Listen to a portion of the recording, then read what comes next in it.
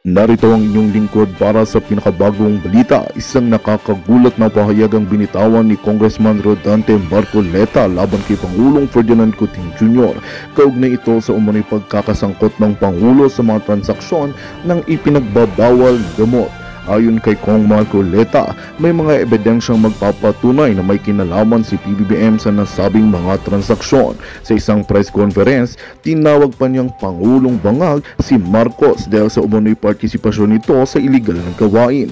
Ani ni Marcoleta, hindi na umano dapat magbulag-bulagan ng taong bayan sa mga anomalya ng administrasyon at panahon na para magising at kumilos laban dito. Patuloy namang itinanggi ni Pangulong Kuting ang mga akusasyon at sinabing ito ay bahagi lamang ng smear campaign laban sa kaniya. Aniya, wala siyang kinalaman sa anumang illegal na gawain at handa siyang makipagtulungan sa anumang investigasyon para patunayan ang kanyang inosensya.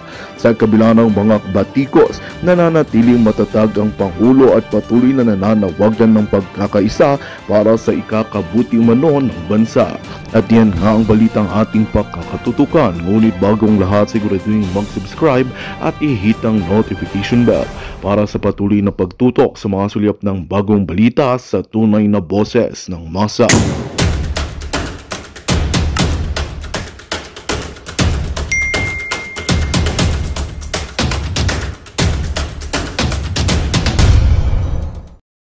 Makakarma naman yung mga yan. O ito, pakita ko sa inyo, lalo silang matatakot dito guys. O ipakita ko sa inyo, lalo silang matatakot dito. Ayan o, tingnan yung picture guys mga kaibigan, pakisili po sa inyong screen. Maisog, Germany! Kasama po si VP Sara Duterte guys.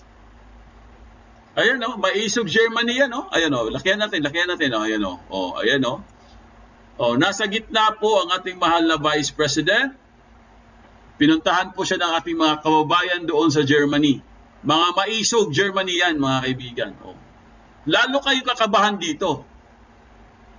Kasama na po si VP Sara sa Maisog, Germany mga kaibigan. O, nangangatog na kayo ngayon. Baka kung ano na naman gagawin itong si General. Kasi nakita niya si VP Sara, kasama siya sa Maisog, Germany. Baka mamaya, ano na namang iisipin nila dito?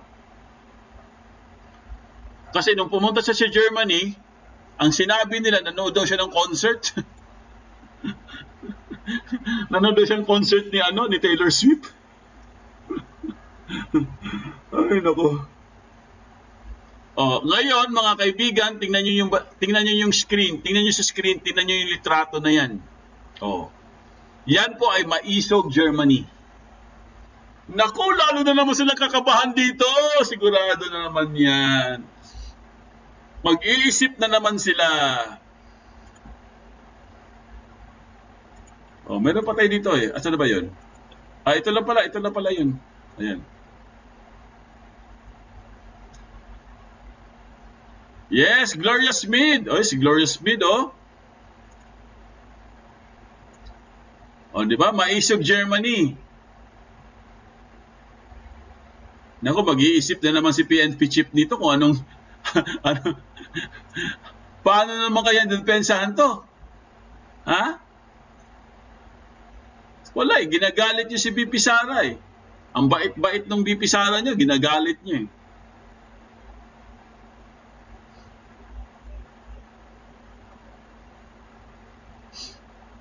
Di ba? Oh, si Romel. Hello, Romel.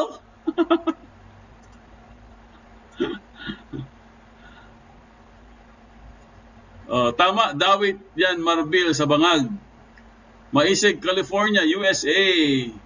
Sayang malayo dito. Oy, si Marie Schwartz yan, Germany pala to. Tsaka si Gloria Smith, no, nasa Germany pala kayo, no? Oo, nasa Germany pala sila, oh. So, yun po mga kaibigan. Ano po ang masasabi nyo? Matindi ang mga pangyayari ngayon. Lydia Amaresca, hello Foodinet, watching here in Switzerland. Switzerland, malapit yan sa Germany, no? Malapit. MJ Park, dito sa ibang bansa, ang mga mayors governors, senators, congressmen, walang bodyguards, naglalakas sa kalsada mag-isa. Lalo na kung eleksyon, mag-isang nangangampanya sa kalsada, market, etc. Sa Berlin ba sila? Malayo kayo sa Berlin, Marie Rosen. Hellsberg, good job. Senator Marcoleta. JC Jarola. Yan, bangag na din si Marbel. Bangag siguro si Marbel, bangag. Yung sabi ni Gloria Smith, Germany, Mga Germany sila guys, si Swashen tsaka si Smith. Kasi lang Berlin, malayo yata sila. Alam ko meron din sa Switzerland Lydia Amaresca. Hindi ko lang alam kung saan.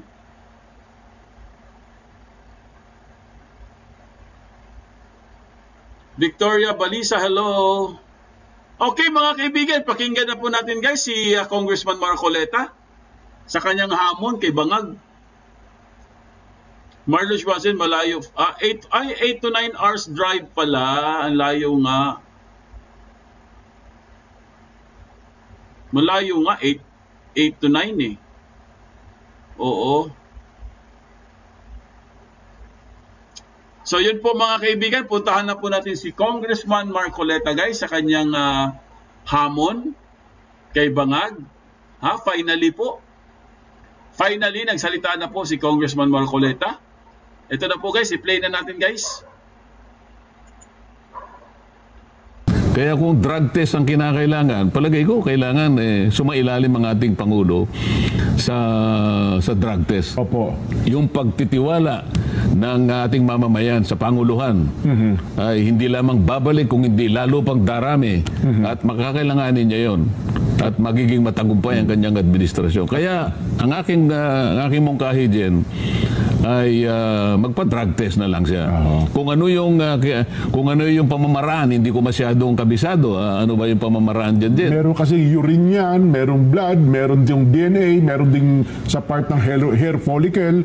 Pero ako kung ano yung pinakamabisa, yun ang importante. Kung ano yung pinakamabisa at kung ano yung pagtitiwalaan ng mga tao. Ayan, nako! Matinding hamon. Nako. Sana kumasa. Lydia Amaresca, thank you very much po.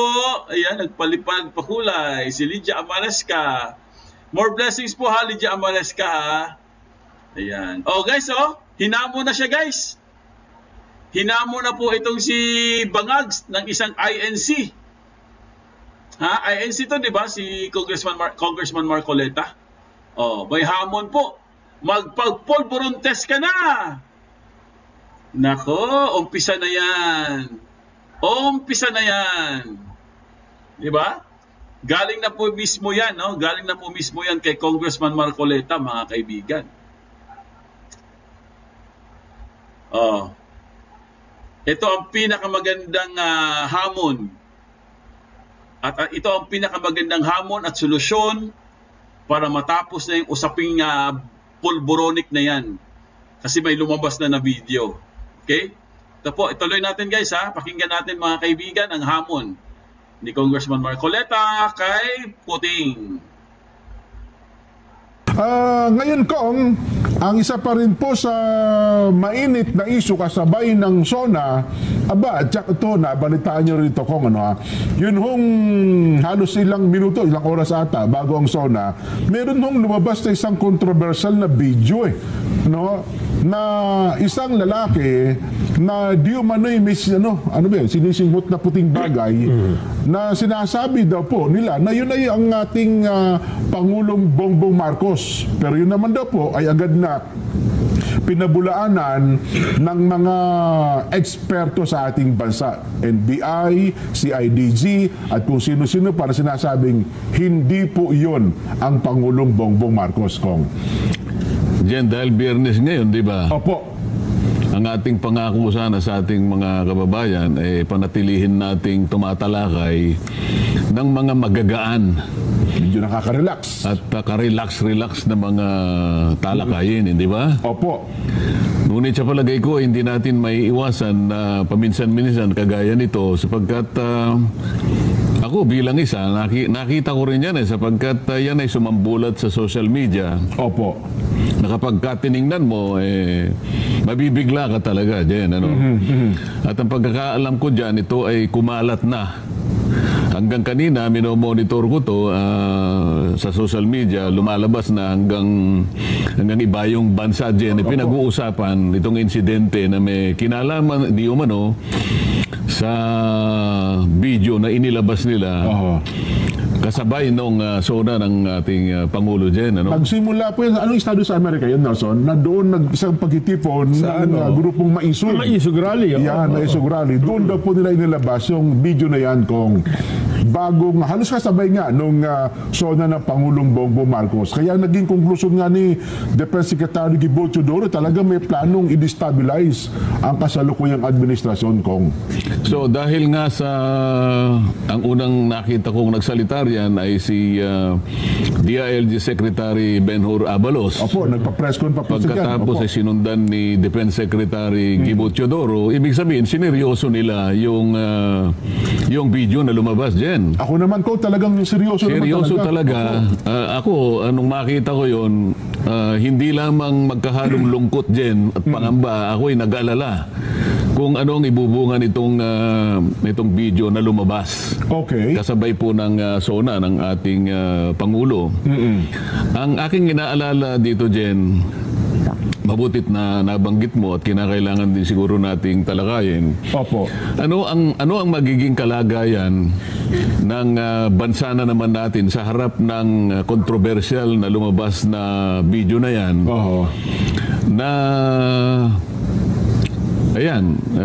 nakakulapol sa katauhan ng ating Pangulo. Kaya pong pabalik-balik hindi po matapos-tapos sa usapin na yan. At nakita ko sa mga initial na reaction habang yun nga, nagkakaroon ng press con ang ating dalawang cabinet members. Opo.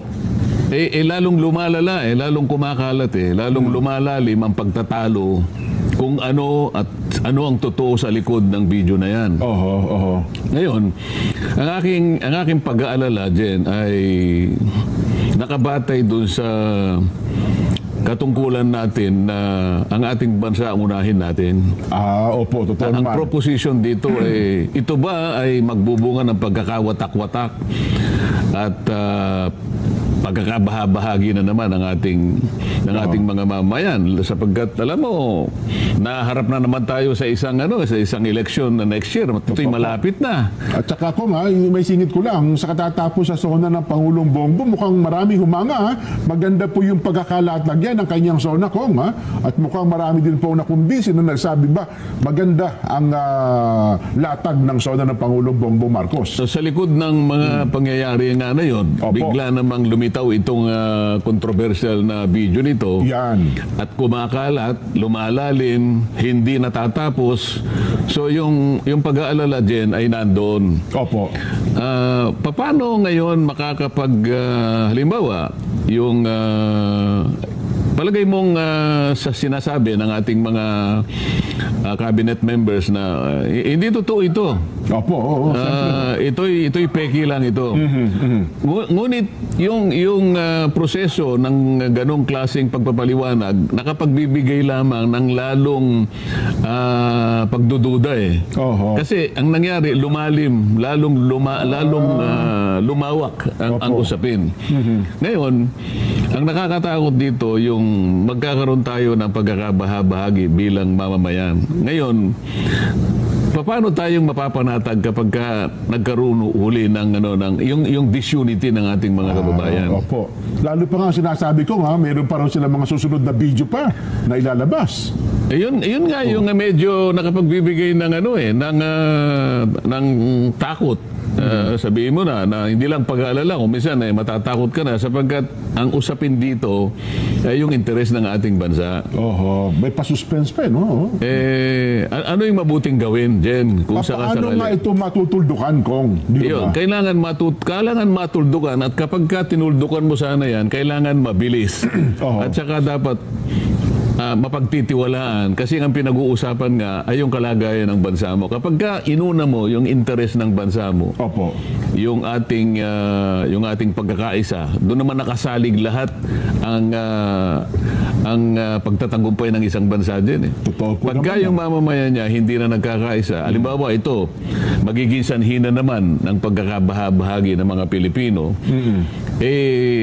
yung direksyon natin, hindi kagaya ng isang bansa na talagang isa lang ang direksyon, walang pinag-aawayan. Ito, mismong katauhan ng Pangulo ang kinalapulan ng ganitong klaseng kontrobersya, pati yung kanyang pagpamamahala sa bansa ay maaaring maapektuhan din. Ayun. So ano ho sa palagay nyo, Kong, ang pwedeng gawin ng Pangulo para hindi na paulit-ulit itong bagay na ito, Kong? Hindi, kung ikaw, anong gagawin mo? Halimbawa, ikaw ang Pangulo ng Pilipinas, anong gagawin mo? Halimbawa, si Nelson. Nelson, ikaw, Pangulo ka ng Pilipinas. Ano sa tingin mo ang gagawin mo? Wala. Hindi ko napapansin yan, Kong. Ganon. Deadma ka na lang. Deadmahin ko na lang. Kasi kita naman sa video na hindi ko kamukha dyan eh. Kapag dinedma mo, halimbawa, hindi mamamatay. naniniwala ka bang mamamatay ka agad yung usapin? Kasi sabi ko nga sa inyo kanina, ang nilalatag kong proposition dito ay yung interes ng ating bansa. Kailangan kasi matuldukan ng madalian. Effectively. Ibig sabihin, pagka in-address mo talaga yan, pagka nakita nila na ang ginawa mo ay ganito at nakita ang makatotohanan na pagbibigay linaw dyan, biglang mamamatay yan eh. At wala nang, hindi na pag-uusapan yan. Yun ang gusto ko sanang mangyari dyan. Well, kung droga ang ipinaparatang, wala namang ibang kaparaanan na pwedeng gawin sa siyensya, ay di drug test, Kong. Ayun yun lang ang pwedeng tugon dun. Palagay ko, dapat ganun ang gawin ng Pangulo dyan. Ganun ho ba? Pero hindi kaya magkaroon naman ng negatibong impact yun sa administrasyon, Kong? Katulad ng ano? Hindi, kasi alam niyo naman ang nagpaparatang, dapat siya po ang magpakita ng mga batayan sa ipinaparatang laban sa kanya. Hindi yung... Generally, ganun. Ngunit yung pagpapatunay at obligasyon ng pagpapatunay, nagsisip yan din eh. Okay. Ang nangyari kasi, nung una, matagal na itong usapin na to eh. Wala namang nagbibigay ng paliwanag tungkol dyan eh. Basta lumalaki na lang, usap-usapan, hindi mamatay-matay. During campaign pero wala naman. Ngunit ngayon, may lumitaw na isang controversial na video. Sa mga tweet, yung burden of proof o yung obligasyon ng pagpapatunay, nag-ship na sa panig ng Pangulo.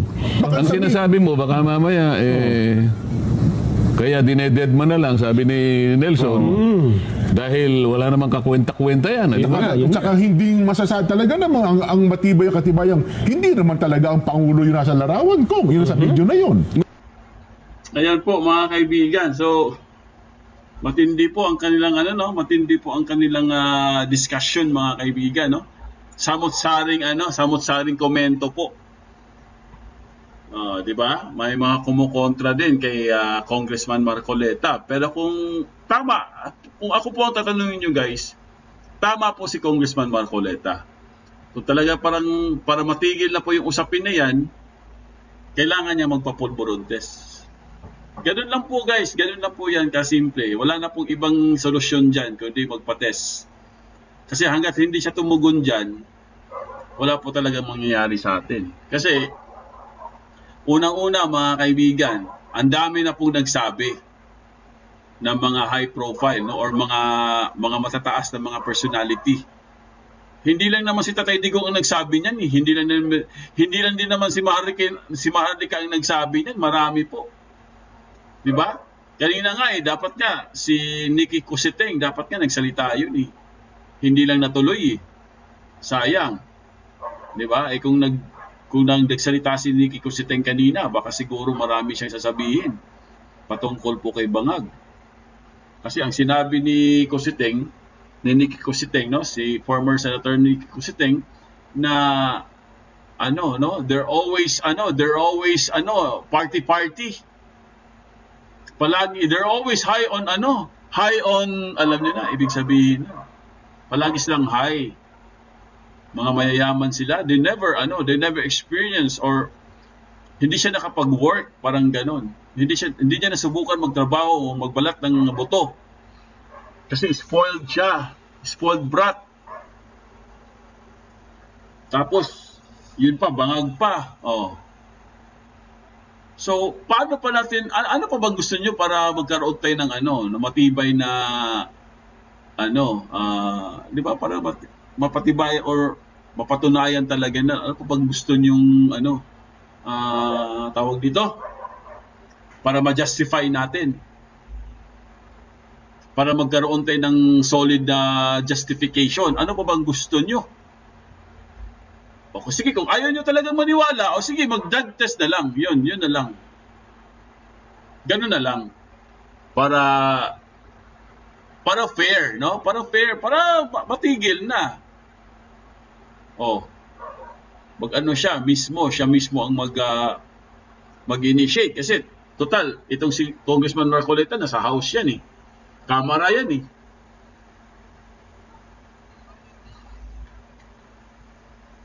Diba? Kamara na yan, mga kaibigan. Dapat ka, pati yung iba magsalita din eh, no? Kasi lang, wala na eh. Nilamo na ng sistema eh. Yung mga dati mga nakikipaglaban sa panahon ni Tatay Digong, no? Nagmumura si Tatay Digong, nagmumura din sila. Nung nawala si Tatay Digong, nawala din sila. Kumukuha lang pala sila ng tapang kay Tatay Digong. No? Tama, di ba? Yung mga dating congressman na mga matatapang, panahon ni Digong, asan na sila ngayon? Wala na. Ibig sabihin, kumukuha lang sila ng tapang kay Tatay Digong. Nung nawala si Tatay Digong, wala na rin sila. Hindi na sila matapang. Duwag na sila.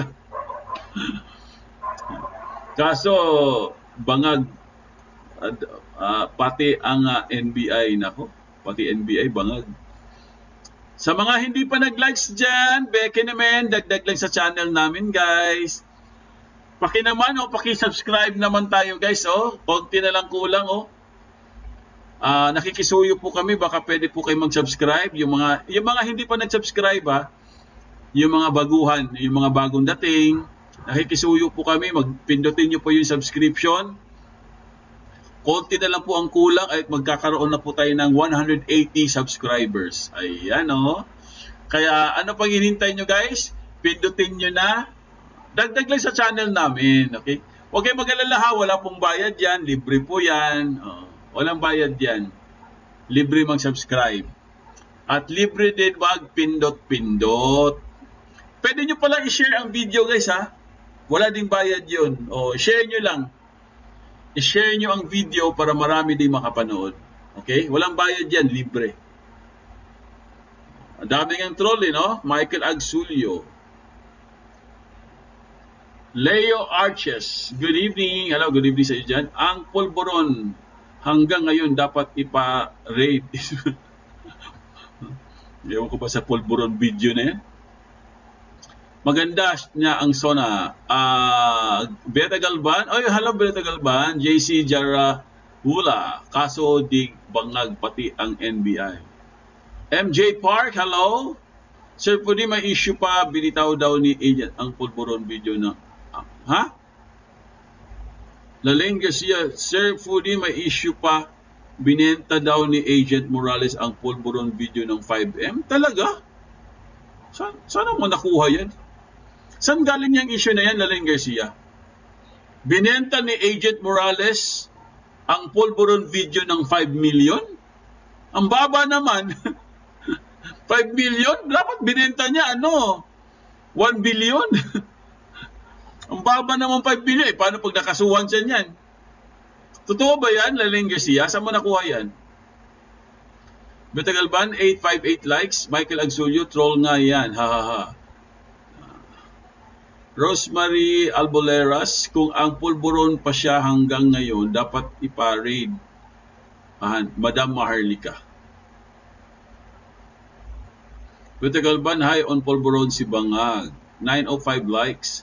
Fairless Vlog, hello po, foodie. Positive nga, pulburon times duck. Batang Travelers. Virginia Gregorio, good evening, Sir Foodie.net. May sinabi si Laling Garcia Saan kayo na nakuha? Laling Garcia, hello, andyan ka ba?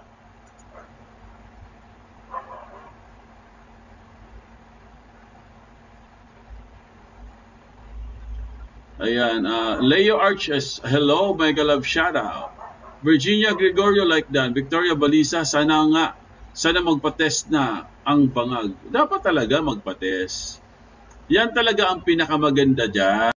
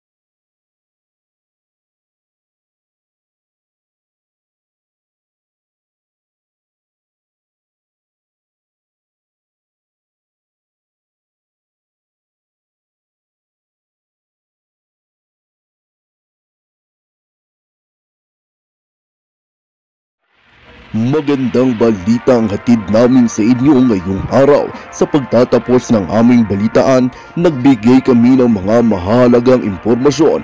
Maraming salamat sa pagtutok at pagsuporta sa aming programa.